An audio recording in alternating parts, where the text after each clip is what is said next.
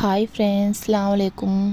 ఇక్కడ చూడండి, నేను బిర్యానీ చేస్తున్నానండి సింపుల్గా నా ఫ్రెండ్ కోసం. యాక్చువల్లీ చెప్పాలంటే నా పిల్లల కోసం చేస్తున్నాను. కాకపోతే నా ఫ్రెండ్ హేమ కోసం తనకి చూపిద్దామని చెప్పి కొద్దిగా బిర్యానీ చేస్తున్నానండి. చూడు హేమ, నీకోసమే ఈ వీడియో పెడుతున్నాను, బాగా చూడు. ఫస్ట్ అయితే ఒక ప్రెషర్ కుక్కర్ తీసుకొని అందులో నెయ్యి వేసుకున్నానండి. నెయ్యి వేసుకుంటేనే బిర్యానీ ఫ్లేవర్ చాలా బాగుంటుంది. అందులో బిర్యానీకి ఏమేమి కావాలో పట్టా, లవంగాలు, యాలకలు ఈ 3 తప్పినిస్తే ఇంకేం వేసుకునండి. కొంతమంది జాజి పువ్వు ఏదేదో వేస్తారండి అందులో, అదంతా నేను వేయను.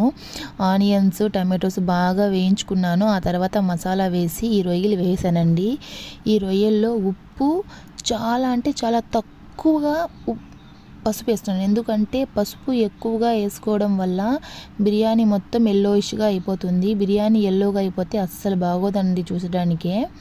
కొంచెం కలర్ఫుల్గా ఉండాలి.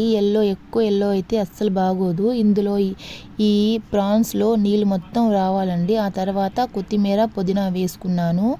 కొంతసేపు బాగా పచ్చి వాసన పోయేంత వరకు వేయించుకున్నాను. ఆ తర్వాత ధనియాల పొడి, కొద్దిగా కారం వేస్తున్నాను. ఎందుకంటే ఇది పిల్లల కోసం చేస్తున్నాను కాబట్టి చాలా తక్కువ వేస్తున్నానండి. బాస్మతి రైస్ వేస్తున్నాను. 1 గ్లాస్ ఆఫ్ రైస్కి 2 గ్లాస్ ఆఫ్ వాటర్ వేసుకుంటాను నేనైతే. నార్మల్ రైస్ అయితే, బాస్మతికి అయితే 1.5 సరిపోతుంది. కాకపోతే ప్రెషర్ కుక్కర్ మీద పెడుతున్నాను కదండి, ఈ గ్లాస్తో 1 గ్లాస్ వేసుకున్నాను. ప్రెషర్ కుక్కర్లో పెడితే ఏంటంటే 1 గ్లాస్కి 2 గ్లాస్ వాటర్ వేసుకుంటేనే పర్ఫెక్ట్గా వస్తుందండి. ఆ తర్వాత వాటర్ వేసి విజిల్స్ పెట్టుకున్నాను. ఒక 2 విజిల్స్ చాలండి, ఏం అవసరం లేదు. నాకైతే కొద్దిగా ఉప్పు తక్కువ అనిపించింది, అందుకే ఉప్పు వేసుకున్నాను. లాస్ట్లో ఇంకొంచెం కొత్తిమీర, పుదీనా ఉంటే అది కూడా వేసుకొని ఇంకా కుక్కర్ పెట్టేశాను 2 విజిల్స్ వరకు. ఇప్పుడు చూడండి, మీ ముందర చూపిస్తున్నాను ఎంత పొడిగా వచ్చిందంటే రైస్. చూడు హేమ, నీకోసమే ఈ వీడియో. తన పేరు తీసి మరీ చెప్తున్నానండి, నా స్కూల్ ఫ్రెండ్ తను. చూడండి ఎంత పొడిగా వచ్చిందో. మా పిల్లలు అయితే చాలా ఇష్టంగా తింటారండి ఈ బిర్యానీ.